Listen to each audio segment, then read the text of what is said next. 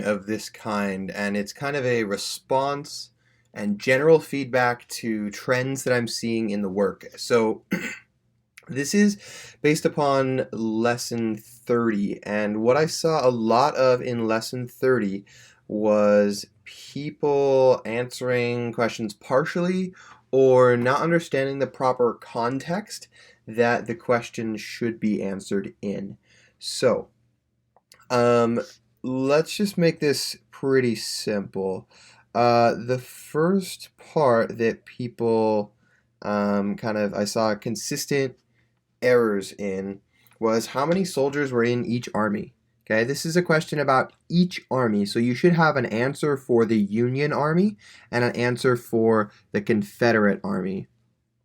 And if we look over here, we can see it says Meade's army numbered 75,000, about the same size as Lee's, but with the armies on a collision course. Okay, so this should say that the Union and Confederate Army had about 75,000. Like, your answer here for number 5 should not just be 75,000.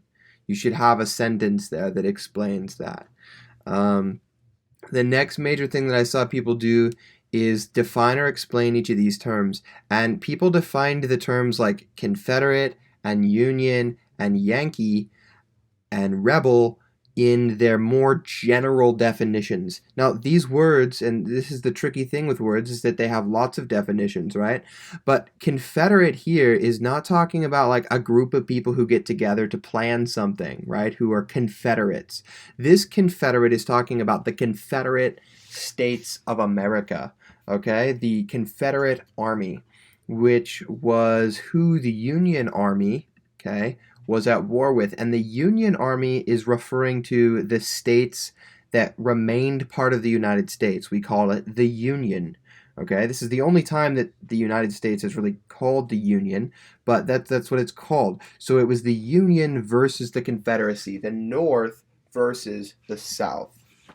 Okay, the same thing with rebel and Yankee, right? Now, why a rebel can refer or can be talking about anyone who rebels against the government. What it's talking about in this context is a rebel soldier, someone who is on the Confederate side, who is in the Confederate Army. They were called the rebels. Okay, when we're talking about the Civil War, if you're talking about the rebel army or the Confederate Army or the Southern Army, they're all talking about the same people, while a Yankee refers to someone from the North. Now, if you are in Britain, right, then people in Britain call all Americas Yanks or Yankees, and that comes from all the way back to the Revolutionary War. Okay, and I don't remember exactly why the origins of that. But that was a term then, and it was the Yankees, and that's the team, the New York Yankees, like all that word goes back to that time.